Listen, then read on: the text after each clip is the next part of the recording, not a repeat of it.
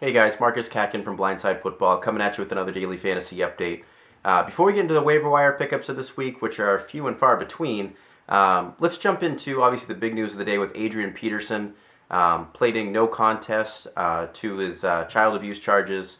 Now gets hit with a misdemeanor, not a felony. So there's some speculation out there that Peterson may be reinstated into the NFL very, very soon.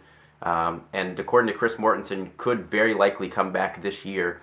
So I know this is the waiver wire section, and Peterson may be on your waiver wire. So I think if you're a team 6-3 or better, gamble on Peterson, guys. I said it yesterday. Go out and put some fab money on him. Make him your number one waiver wire claim. He'll definitely have an impact in your fantasy playoffs if he's back. So there's not many players out there that you can pick up today that will have a major impact on your fantasy playoffs if playing. So go out and put a claim in on Peterson. But let's get into the real waiver wire guys for this week, guys that should be picked up in basically every league. First, Michael Rivera, the tight end for the Oakland Raiders, getting a lot of targets these last 2 weeks. They seem to really like him, and this week they play against the Denver Broncos, so they'll be playing from behind. They're going to have to throw the ball a ton. We could see a lot of targets going to Rivera again, and maybe some garbage time yards, garbage time touchdown. A lot of possibilities there for Rivera. Next up, Terrence West, who not only had more carries for the Cleveland Browns this week than Ben Tate, but was in the game for more snaps as well. And Isaiah Crowell basically non-existent in this game. So Terrence West seems to be the new running back for the Browns, for what that's worth.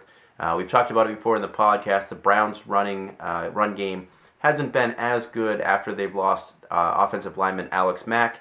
But hey, if he's a starting running back in the NFL and he's on your waiver wire, put a claim in on him. Next up, a guy that shouldn't be on your waiver wire for any means because he's been so consistent all year is Mike Evans. 4 or more receptions in every game this season. I've been touting that horn for a while. You need to go get him if he's on your waiver wire. I can't believe he is, but he may even be your number one waiver wire pickup this week if he is somehow on your waiver wire. 7 receptions, 124 receiving yards, and 2 touchdowns this past week. Now has 4 touchdowns in his last 4 games. I think the switch has been made, guys, from Vincent Jackson to Mike Evans. And then finally, Alfred Blue. Obviously, he's the handcuff to Arian Foster, who's got a groin injury, and they're saying it's unlikely that he'll miss any time, being that they're going to be on their bye week this week. But we've seen Monte Ball with a similar injury miss a lot of time, so pay attention to that.